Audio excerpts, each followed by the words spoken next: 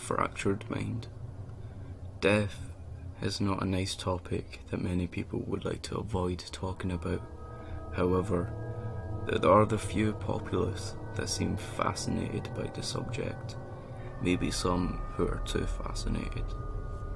If I were able to transcribe my experiences with death into proper words and display them with deep, thoroughly thought through emotion, I would say it is peaceful. Terrifying, but peaceful. And many people would agree. There is people who were surrounded by death as a child, myself included. Grandparents, parents, hell, maybe even siblings died.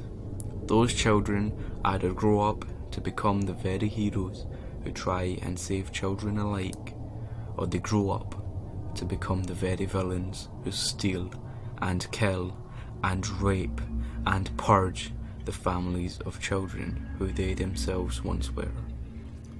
But alas, I am not going to talk on how the world wrongs those who have done no harm, those who are innocent, and instead I'm going to tell you the story of my fractured mind, my mental state, like a parrot on meth trapped in a bird cage, the time I tripped the balls on a merry-go-round of emotions. My life was rather boring up until I turned 9. You see, nothing major happened in my life up until that point. Yeah, some small things happened, like the first time I stole something and got punished for it, even though it was only a chocolate bar, or the time I slid down a pole and slit open my belly on a nail, possibly my first brush with death. Or how about that time I got in a fight? Nothing major that really struck out and changed my perspective on life. Nothing truly stimulating, nothing exciting. That was until late August 2012. I was pulled out of class by my head teacher. My mum was waiting by the school doors. I can't remember quite what my teacher said, as the rush of confusion and hysteria buzzed around my head, but it was something that went similar to this. "Now, Kazi, your mum is here to pick you up. I believe something is wrong with your grandpa, so be good and be patient. Keep the questions to a minimum unless your mum is obligated to allow questions. Good life advice, that is." Something was wrong with my grandpa. I had a sort of sixth sense feeling, as if I could hear him talking to me, saying something like, "Stay in school." I was half expecting that little voice in the back of my head to follow up with, "Don't do drugs," but it didn't. As we neared the exit doors, my mum, who had her back to me at this point, walked through the doors and left the building. I thought that was rather odd. My mum always held my hand or walked behind me, never letting herself lead solely. At this point, my teacher stopped and let me run free to my mum's car, which was now running due to the fact my mum had her little solo lead. However, my car seemed different. The license plate was different, the colour was different, new model and make, and which struck out the most, the surprisingly dark tinted windows, almost black in colour, which I wasn't even sure were road legal. I would consider myself a smart kid, picking up on small details like that. Although I was smart, certainly wasn't clever. You see, I did notice the new car, the new plate, dark windows, but I still clambered my way into the back seat of this alien car, which to my surprise smelled awfully lovely, like roses and citrus invading my nostrils and attacking the nose hairs.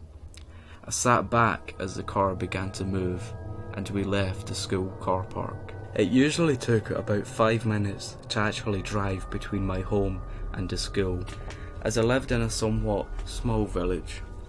But in my time of noticing the long drive in desolate back roads, we had been well past 5 minutes on the road. I picked up on another minute detail. The rear view mirror was missing. Rather, the place it once was now an empty space. taken up by a few dangling wires. I always sat back behind my mum when she drove, so I never actually saw my mum's face during the whole event. Panic started to ensue as I realised my quite awful situation. Well, you see, death is not a nice topic, and no one wants to witness it or partake in the happenings of meeting death. And so, this will activate people's fight or flight reflexes. Because we were on the narrowing back roads, many cars had to find divots at the edge of the road to drive into, so cars coming opposing ways could squeeze by. Our plan was simple. I waited until a car came by, so we had to squeeze into a divot and come to an almost stop. That's when I would burst open the door with my superhuman might, and I would run to the safety of the oncoming car. I wish it went that way. When a car finally came, causing us to slow and divert, I tugged on the door handle until it came loose. I then ran, ranting and raving, out of the car, only to get hit by the oncoming vehicle. Darkness. No one likes to truly be alone with nothing in complete darkness. The coma I was in only lasted about 1 week. During the whole ordeal, I was conscious, awake only to be in pain. I could see my limp body laying on the hard gurney, tangled in strange tubes and wires, hooked to machines. The full 6 or 7 days felt like years gone by, years of my body laying dead, but my mind flying free. You see, being able to only stare at your lifeless body for yet 7 years straight would be enough to drive anyone mad. My astral projection was actually a trait I kept after awakening from this coma. Nights full of adventures and ghost-like behaviours were to be met with mornings of sleep paralysis and pain and fear and loneliness. When I did finally awaken from my 1 week of apparition torture, my family were all there. My mum, my dad, my sisters, and my gran. But my grandpa was not present. My family sat with me as I was still in noticeable discomfort. They had told me that during the morning of my incident, my grandpa had passed away. It pretty much instantly clicked in my head. He had warned me to stay in school and not to go in that car. Naive little Kazi didn't listen. Of course, bringing this up with the doctors and my family was pointless. They'd argue that my medication was causing these voices and hallucinations, or that the accident caused me head trauma. But I knew. Do you know how painful and how truly destructive turning down someone's ideas and beliefs are? You can cause them to go a little crazy, a little mad. Turning down their ideas may be the on switch to their merry-go-round, the meth to their caged parrot. You may be the very one to destroy a soul but to keep the vessel, the very monster to destroy their fractured mind.